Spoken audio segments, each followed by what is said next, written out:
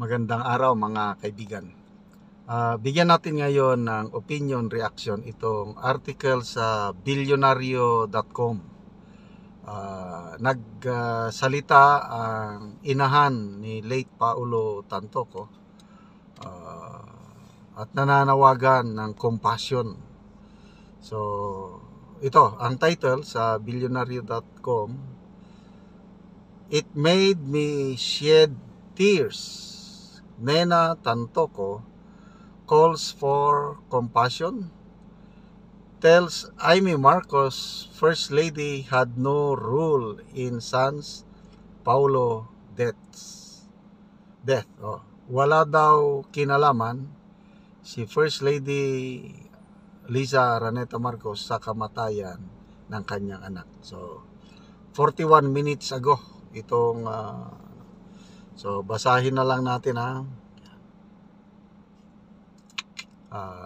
nakakaawa naman talaga ang nangyari sa pamilya.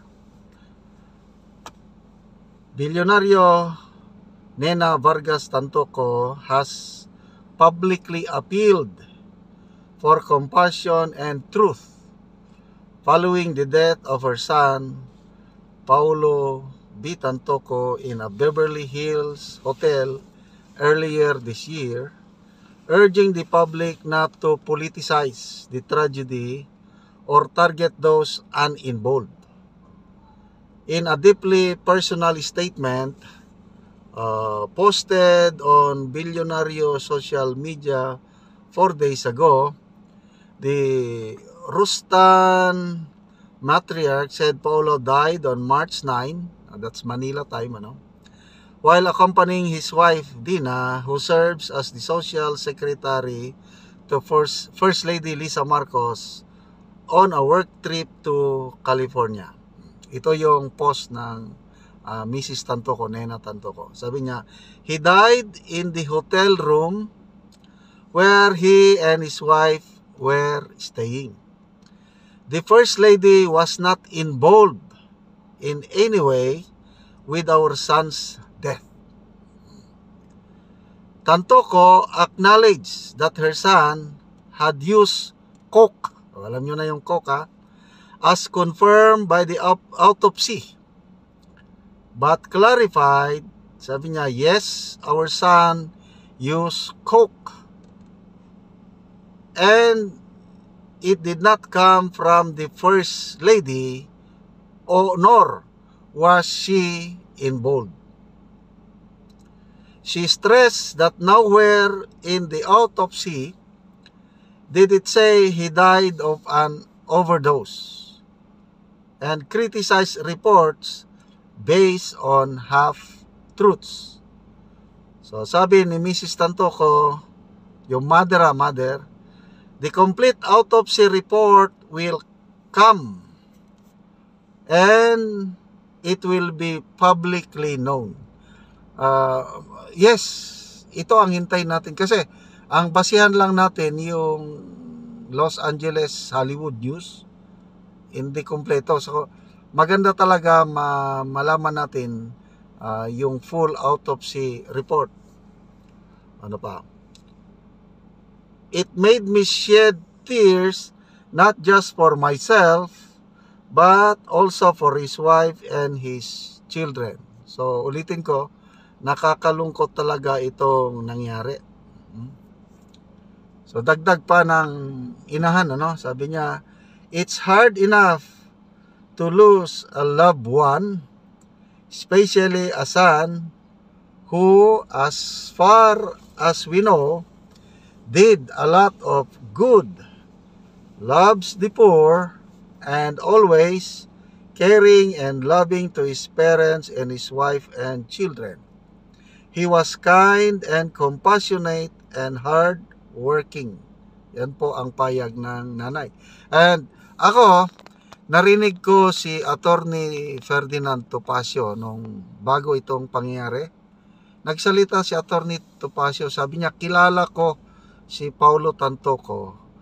Huwag kayong magsalita kung ano paman. Sabi niya, dumipensa, kilala ko, mabait na tao yan. Walang, basta, yung binild up niya o binouch niya ang character and integrity ni late Paulo Tantoco. Dahil kilala daw niya or kaibigan ni Atty. Topacio itong namatay. Ano pa? Tantoco also addressed her post to Senator Amy Marcos, responding to the latter's call for Malacanang to clarify allegations linking the First Lady to her son's death. She lamented that her son's passing was being used to generate exciting and juicy news and politicized to stoke division among warring factions in government. It saddens me that our son, Pawi, is being used to aggravate this conflict. Yun po ang payag ng nagdadalamhating inahan. Okay, so ako, nakikiramay talaga ako dito sa pamilya. So, nasa publiko na, at least maganda nagsalita na ang inahan. Klinaro niya, walang kinalaman ang First Lady Lisa Araneta Marcos sa nangyari sa kanyang anak. So, nasa taatin na rin kung ano lang basta ang hintayin natin yung full details kasi hindi pa na-publish. As far as I know, wala pa yung full autopsy report. So, I don't know, sa Senado, narinig ko si Senator Amy, sabi niya na si Senator Robin Padilla nag-file na ata ng resolution para imbestigan ito. I agree na dapat magkaroon tayo ng compassion sa pamilya. Kailang sa tingin ng mga ibang senador, nagiging public matter of national interest ito kasi na-involve ang unang ginang at maraming tanong, saan ba galing yung coke? Bakit nagkaroon sila ng ganun? Mahigpit ang batas sa US tungkol niyan. Tapos, ano pa, government sponsored activity. Kung wala sanang involved na pera ng taong bayan, pwede. Huwag nang pakialaman. Kailang ang tingin ng ibang kababayan natin, lalo na sina Senator Amy, Senator Robin Padilla, dapat malaman ng katotohanan bakit na-involve ang kasi nga member siya sa entourage ng First Lady. So, tabayan na lang natin ang mangyari. So, salamat at nagsalita na ang nagdadalamhating inahan ni late Paulo Tantoco. Okay, salamat mga kaibigan sa inyong pagsubaybay sa ating channel. Nakakatulong kayo ng maigi sa Tribong Talandig. Ang income natin sa channel na ito ay pantulong natin sa tribo. Namimigay tayo ngayon ng mga libreng yero at pako para makapagpatayo ng mas maayos na tahanan ang Tribong Talandig.